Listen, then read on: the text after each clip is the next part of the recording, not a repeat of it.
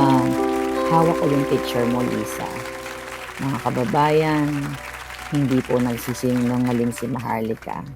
Kaya gusto nila tayong patahimikin, tigihin at kung ano pang mga Ito sabi ni Maharlika, baka gusto siyang piguin. Ay, hindi ko, again, hindi ko masabi kung yan ay mangyayari or hindi mangyayari, o may katotohanan o walang katotohanan. Pero sa akin, wag sanang tayong umabot sa ganun.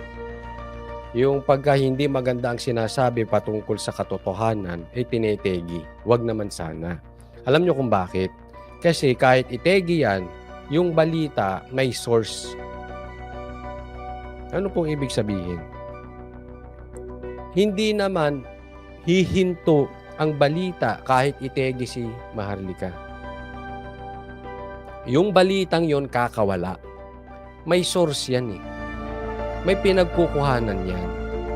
And again, di ko sinasabi may pinagkukuhanan si Maharlika, but definitely, balita po yan eh. Kaming mga vloggers, kami lang yung nagma-microphone. Yun lang naman ang papel namin eh. Hindi naman galing sa amin yan. Ano po ibig ko sabihin? Katulad yan, may balita tungkol sa Japan Times. May demanda na sa US. So, hindi naman kami nag-fabricate ng demanda. No? So, ibig sabihin, kahit itegi mo ang isang tao, kung talagang yung kwarto mo ay may tae, ay sorry po, aalingasaw at aalingasaw pa rin yan. Naintindihan? Lilipat lang din at lilipat yung balita. Bakit? May baho talaga eh. Hindi mo maitatago yung baho forever. Lalabas at lalabas yan. Ako'y laging naniniwala doon. For whatever you sow, you will reap. Anong tinanim mo, aanihin mo. Yung iba, delayed lang. Nagtanim ka ng echas, aani ka ng ebak. Delayed lang yung amoy. Meron naman, yung kabutihan mo, delayed din lang. Tumulong ka ngayon, after 10 years dumadating. But definitely, darating at darating. Kasi ang baho at ang gandang loob, umaalingasaw. So, kahit tigukin nyo yan, hindi. No, wag sana tayo umabot sa ganun. kasamaan ang iniisip nila. Hawak ko ang litrato nung sila ay nakipag-meeting Ako, sa Okada, Manila. sino Yung kasama? pinag-uusapan nila, Martin, ni Lisa, Oh, na humihingi sila ng cut o ng pera sa oy. executive o sa parent company ng Okada, Manila. Hindi nila pwedeng pagsinungalingan yan dahil hawak natin yung ebidensya. So ito po, patunay na dapat matanggal na si Kuting ng Norte, si Bongbong Marcos, si Lisa, dahil mga buwaka ng ina nila. Ay. Sila po ay sindikato. Sindikato dahil sobrang sindikato po itong ginagawa nila. Tama ba ng isang first lady ahas, ang isang presidente, ang isang speaker of the house, si Altenco ng PAGCOR, kasama si Bibot Nulan, Nako. yung binabanggit ni Kong Teves, Oy, na nakita mo ha? Bibot. Kong Tebes, kung kayo po ay nanonood, calling card. O, ayan na po. Nagkakadugtong. After all, tama si Tebes. Ha? Ayan na, oh. Nagdidikit-dikit na. Bibot Nolan. Tapos, babanggitin mamaya si Boying. Oh. Tapos, yung media tahimik. Ano kayo, magkakakampi? Bakit walang balita sa Okada? Napakaganda pa naman dyan.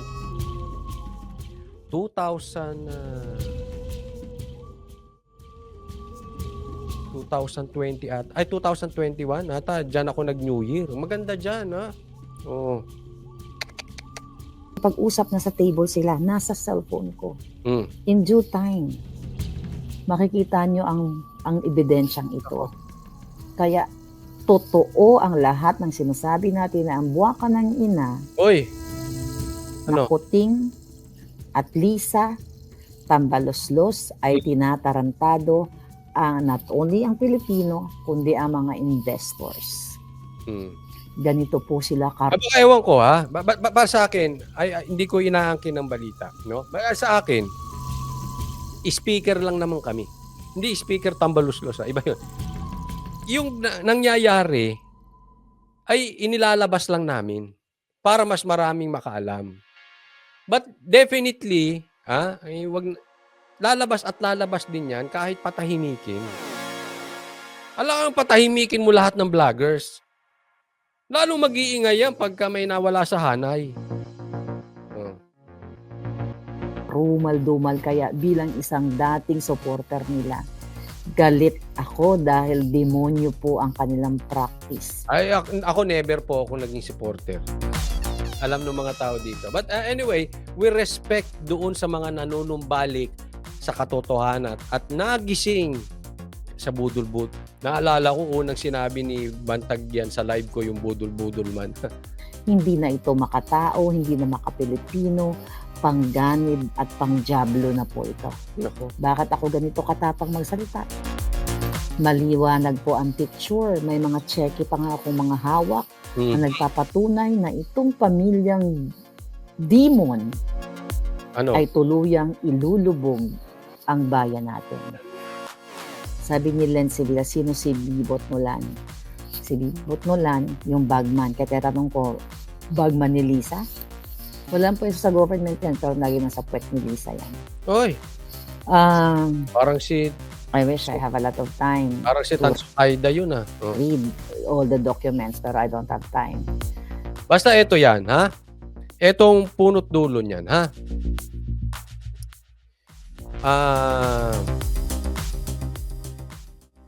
Kailangan, obligado po silang sumagot. Alisin ko muna yung picture. Obligado po silang sumagot dyan. Kasi, ito po ay kahihiyan ng bansang Pilipinas, hindi lang po dito sa atin, kung hindi sa ibang bansa.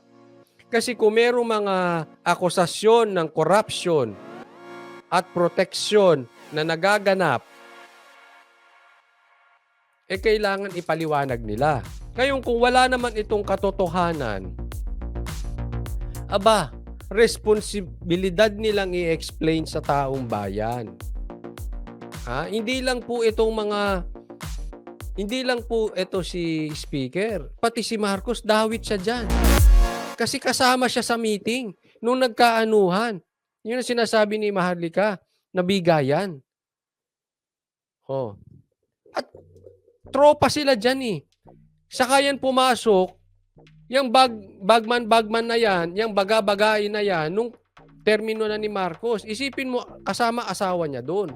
Di umano. Kaya nga kung ito po ay hindi katotohanan, wala po itong katotohanan, ipaliwanag nyo.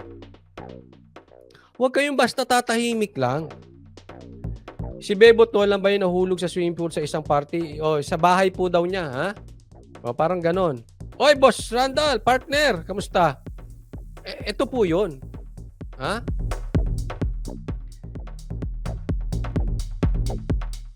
Kaya dumidikit po. Again, balikan po natin yung mga sinasabi ni Kong Tebes. Pwede nyo pong sabihan na ay bias lang kayo, kampi kayo kay Kong Tebes. Hindi bias kayo, makamaharlik. Hindi po. Kasi kumukonect na po eh. Kaya nga ang una kong pinakita sa inyo, yung balita galing sa ibang bansa. At meron pang demanda. So ito po ay hindi na fake news or hindi na ito balita ng isang vlogger na meron siyang source di umano. Na hindi na pa... Ito, meron ng ebidensya na kailangan ng ipaliwanag.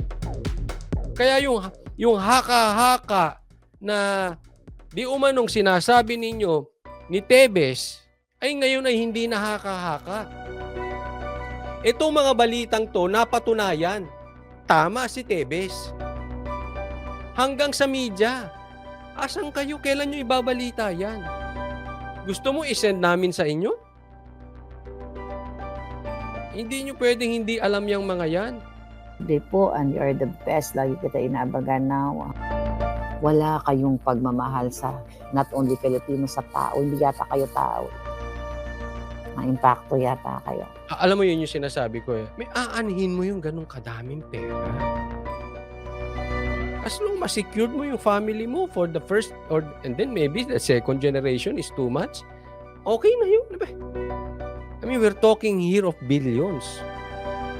Pinakapagbaghak na gobyerno. Hello, Palangga Edwin Hamora. Dito ako sa Canada. Di ba isipin mo ha?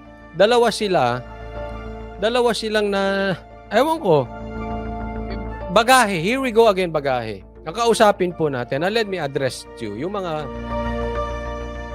especially yung mga bashers natin dyan sa Facebook. Paano nyo po ipagtatanggol to? Ito po ay hindi ibig sabihin, ay, sinisiraan nyo lang, ay, pinupolitikan nyo lang. Hindi po. Sa ibang bansa po ito na idemanda. Kaya wala na po kayong excuses dito na sinisiraan lang namin sila. Hindi po. Balita na po ito sa ibang bansa. Kaya lang mukha namin silang sinisiraan kasi hindi binabalita sa Pilipinas. Yung po katotohanan dyan. Pero kung balita yan, laman ng balita natin ngayon, kung yan ay nilalabas ng mainstream media ngayon, sasabihin nyo ba sinisiraan namin sila? Hindi eh. Bakit? Laman ng mainstream media eh. Nagkataon lang, hindi umiimik ang mainstream media, pero sa ibang bansa, balita na po ito. So hindi po namin sinisiraan. Totoo po yung demanda. Ngayon, hindi pa rin ba kayo magbubukas? Kayong mga bashers, kayong mga tambaluslos defenders, kayong tagapagtanggol ng views, hindi pa rin ba kayo gigising? Paano kung hindi magpaliwanag? Paano nyo ipagtatanggol yan? Sige nga. Hanggang saan ang pagtatanggol nyong gagawin? Tatandaan nyo po pag kayo ay nagtatanggol, merong maaapektuhan pag kayo bilang may responsibilidad na dapat kayo ang nagsisiwalat ng katotohanan, ay pinipikit ninyo ang inyong mga mata, kayo ay nagbubulag-bulaga, nagbibingi-bingihan. Ano pa at kayo ay nasa social media, anong purpose nyo? Magparami ng yag balls? Magparami ng views? Is that your obligation? Yan na ba ang purpose nyo sa social media? Kayo mga nanonood, mga viewers, alam nyo kung sino itong mga to eh. Sige, pakipaliwanag. Again, hindi namin yan pinulitika. Let me repeat. Balita po sa ibang bansa na hindi binabalita dito. Dapat ang tinatanong nyo yung mainstream media, bakit hindi nyo to binabalita? Dapat ganun. Ganun ang tanungan dapat dito. Hindi yung magagalit na naman kayo sa amin.